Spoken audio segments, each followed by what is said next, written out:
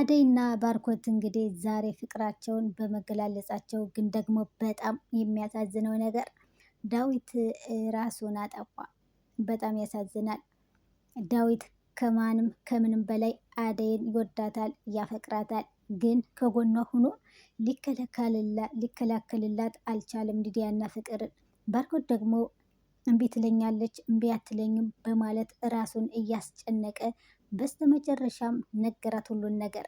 ግን ፍቅሩን ላለመቀበል ወንድሜ ነህ፣ በወንድምነት ነበር እንደዚህ ስታደርገኝ የነበረ ለምን ቀየርክ ስትለውም እኔ ከወንድምነት በላይ ነው የማፈቅርሽ የምወድሽ አላት።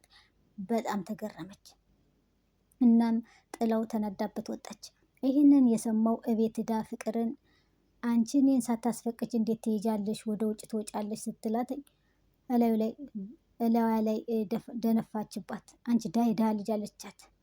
ፍቅር ካሁን በኋላ ወንድምሽ ፍቅረኛ ነው እመኝኝ፣ የዚህ ቤት ጉዳይ እኔንም ያገባኛል አለቻት። በመከራ የተቋቋመ ፍቅር እንግዲህ ድጋሜ ሊደፈርስ ነው ማለት ነው። ዙሮ ዙሮ እንግዲህ ነገር የሚመጣው ከጽናት ላይ እና ከኪራ ላይ፣ በተለይ ደግሞ ከጽናት ላይ ነው። ለምን ጭሱን ካጠገቧ አድርገው ሄደች? ለነገሩ ጥፋተኛ ክብሮም ማን ነበር? ቅዱስ ተብዬው ነው። የሆነ ሸላፈት ነገር እሱ ነው።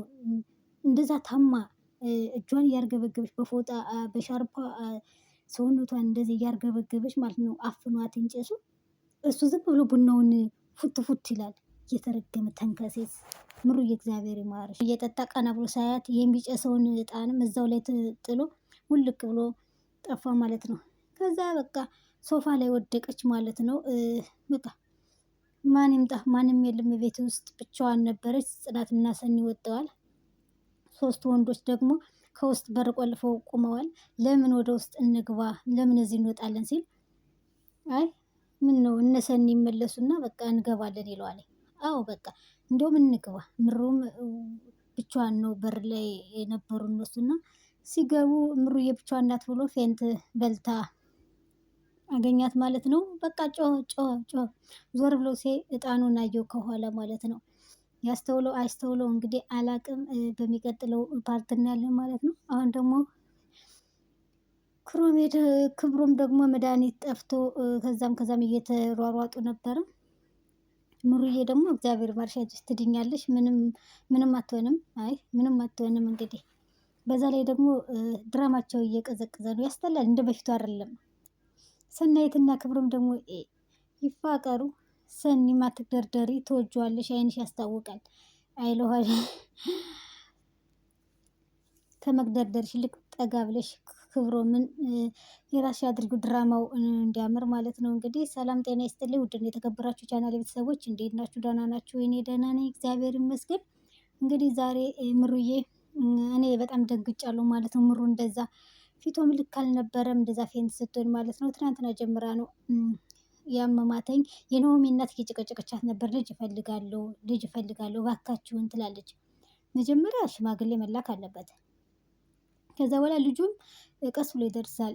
እግዚአብሔር ሲሰጥ ነው አይደል? ሰው ልጅ እግዚአብሔር ሲሰጥ ነው፣ በችኮላ አይደለም። ያ ጭንቀት ተደባልቆባት መራዊት ያው የምትወስደው ተጨማሪ መድኃኒት አለ። ያ ከአንድ ላይ ተደማምሮ አመማተኝ የመጨረሻ ማለት ነው። ሆስፒታል የሄደች ድንገተኛ ሆስፒታል። ሁላቸው ተደረጋግጠው አንስተው ነው ይዘዋት የሄዱት በአምቡላንስ። እሷ ትድናለች፣ ግን ኪራና ጽናት እንዳይጣሉ። አሁን ዝሮ ዝሮ ጽናት ላይ ነው የሚያመጡት ነገሩን። ለምንድን ነው እጣኑን ጠረጴዛ ላይ ካጠገቡ ያስቀመጣችሁት? መራዊን እንኳን ይህን ነገር ልደብቅ ብትል እንኳን ዶክተሩ ይናገራል። ከዶክተር ምንም የሚጠበቅ ነገር የለም፣ እውነቱን ከመናገር መርምረው ስለሚያገኙት ማለት ነው። ስለዚህ እጣን ወይም ሽቶ ሸቷት ነው ይላል። ናሆሜ ደግሞ ከጀርባው የእጣኑን መጠሻ አይቶታል። ስለዚህ ያላቅም እንግዲህ ምን እንደሚፈጠር። ጽናት ጥፋተኛ ትሁን ቅዱስ ጥፋተኛ ይሁን ማን ላይ እንደሚፈረድ እንግዲህ አይታወቅም። ለማንኛውም ምሩዬ ፈጣሪ ይማርሽ፣ በሰላም ወደ ቤት ተመለሽ። የናሆሜንም ልብ ከመሰበር ፈጣሪ ይጠብቅ። እሱ ውስጡ ፈርቷለኝ በጣም።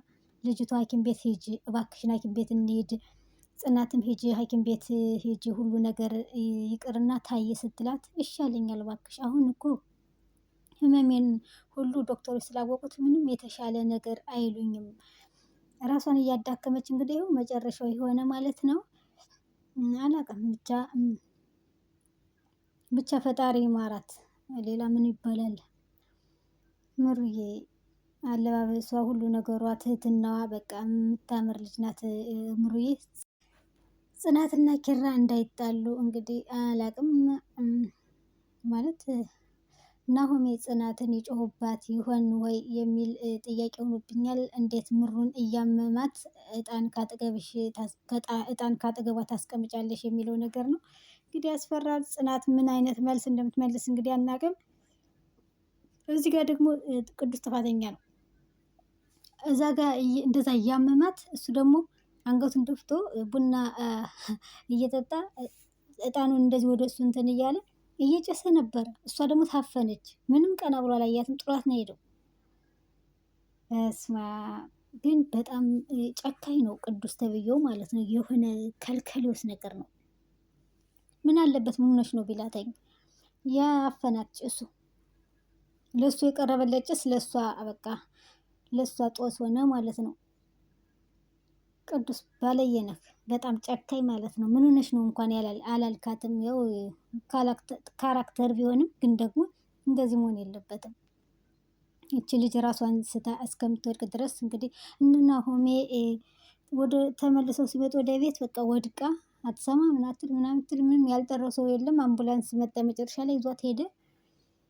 ከዛ እንግዲህ እነ ሰኒም አልመጡ። የዛኔ እሷ እዛ ሶፋ ላይ ወድቃ